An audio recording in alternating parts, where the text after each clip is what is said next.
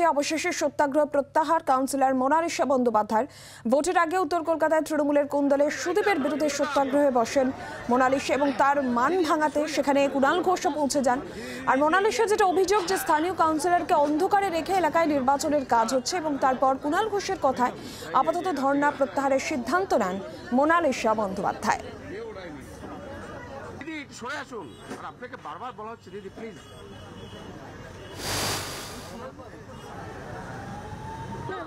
50 নম্বর ওয়ার্ডের councillor Mona Lisa Banerjee অত্যন্ত দক্ষ এবং যোগ্য কাউন্সিলর।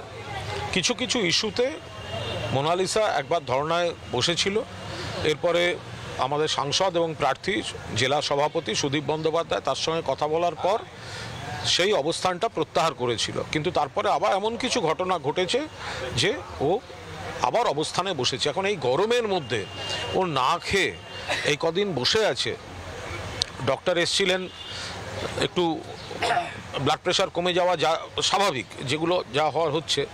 ফলে আমি এটুকু বলতে পারি যে গতকাল জেলা সভাপতি বা সাংসদ প্রার্থী তার সঙ্গে আমার কিছু কথা হয়েছে।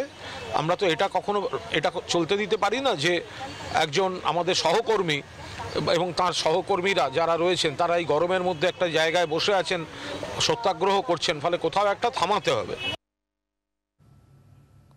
কুণাল ঘোষের কথায় আপাতত ধর্ণা প্রত্যাহারের সিদ্ধান্ত নিয়েছেন মোনালিসা বন্দ্যোপাধ্যায়। তিনি ধর্ণা প্রত্যাহার করেছেন, কিন্তু তার বক্তব্য কি শুনুন। প্রায় 134 ঘন্টা অনশন করে থাকা যত 49 ওয়ার্ডে যত তৃণমূল কর্মীরা ছিলেন তারা আজকে একটা মিনিমাম আশ্বাস পেয়েছে কুণাল ঘোষ মহাশয় আসার জন্য। মনে করি এর নিশ্চয়ই কিছু একটা উপায় বেরোবে, যে তুমিও ইলেকশন টাইমে কিছু এমন কোনো কার্যকলাপ করতে চাই না যেটা পার্টির ক্ষতি হবে। আশা করি দেখতে পাচ্ছেন একটা ব্যাচও আছে এখানে, হৃদয়ে একটা কিন্তু আমার তৃণমূল ব্যাচটা রয়েছে, আর পাশেই ব্যাচটাও আছে সত্যাগ্রহ। দৃঢ় বিশ্বাস কিছু না কিছু একটা সলিউশন আজকে দাদা অ্যাডভাইস করবে। সুদীপ বন্দ্যোপাধ্যায়ের বিরুদ্ধে আজকে সত্যাগ্রহে বসেন মোনালিসা। সুদীপ বন্দ্যোপাধ্যায় সম্পর্কে তার কি বক্তব্য, কি অভিযোগ শুনবো।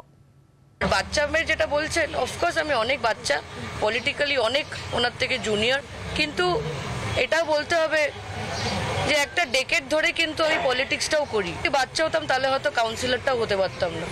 তো অ্যাজ আ কাউন্সিলর যা যা কর্তব্য সেটাই কিন্তু করে এসেছি, আর আগামী দিনেও সেটাই করব।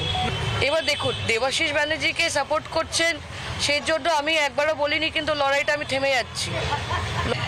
দেবাশিস ব্যানার্জির যে কার্যকলাপ সেটা কোনো সময় আমি সাপোর্ট করব না।